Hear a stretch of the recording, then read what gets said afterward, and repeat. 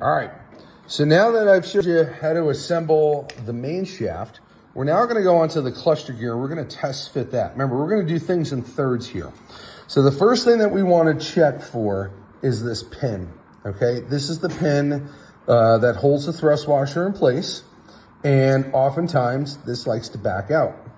When it backs out, we don't have enough holding force on that thrust washer that goes down there, which means that that thrust washer will tend to spin. And if it spins, it chews up the case. So what we're gonna do is we've driven the pin in just a hair. We've put a little 640 retaining compound, let that set up. And then we dimple either end just to allow that pin to stay secured so it doesn't back out, okay? So once we get that in, the next thing that we're gonna do, and I'll show you here, okay, is, okay, so we've got our thrust washer in on this side. We secured the thrust washer on the other side, and we use a little transmission assembly goo. You can use Vaseline or something of that nature. What we're gonna do is we're just gonna take a light coat and we're gonna put it on the backside, just a little bit, just to hold it in place. But if you notice with these thrust washers, they're stamped, okay? And there's a rolled edge and there's a flat edge. I want to put the flat edge here towards the case and the rolled edge towards the cluster gear.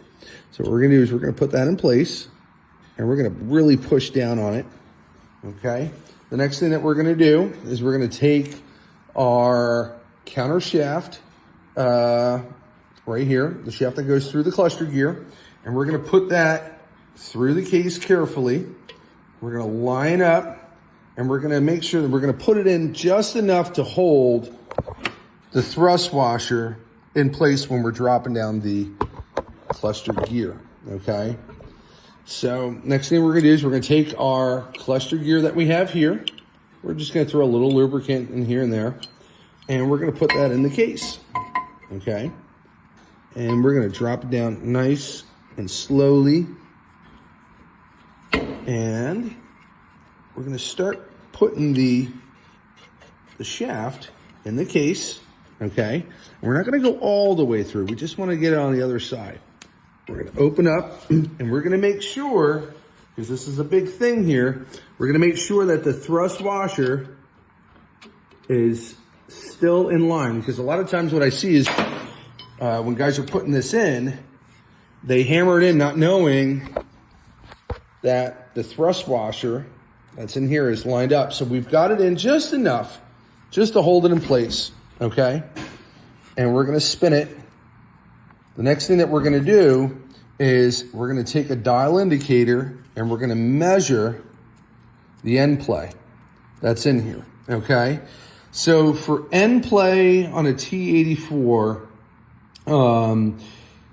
keep in mind you need around 4 to 5 thousandths for oil clearance, okay? And that's oil clearance here and oil clearance there.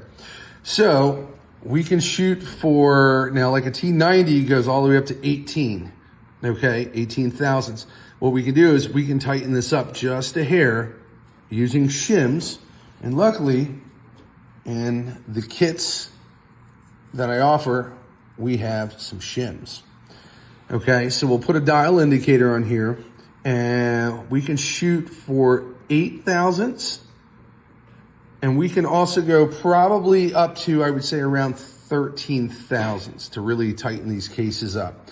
And that gives you plenty of oil clearance, okay? However, I can just feel right now, I don't have a lot of end play, and she's very, very smooth.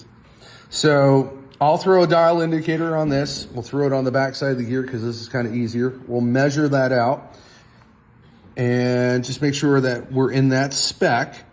And once, if we're not in that spec, it's not a big deal. We can add some shims, okay? However, we don't want to shim stack too much.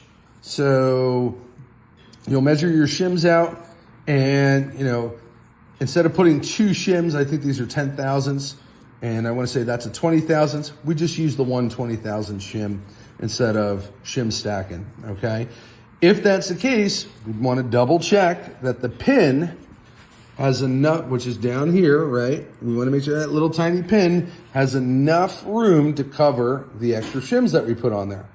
Once we get the cluster gear good, we know that our main shaft is good, then we're going to go ahead and we're going to assemble our input shaft, meaning we're going to put the bull ring, okay, that goes into that little bull ring, okay, that goes in there. You'll see that little groove. Then what we're going to do is we're going to take our needle rollers, we're going to put those in there, and we're going to make sure that that is good. We'll press our bearing on and do everything that we need to do. Once all that stuff is done, we're ready to assemble. So I'll go on to another video.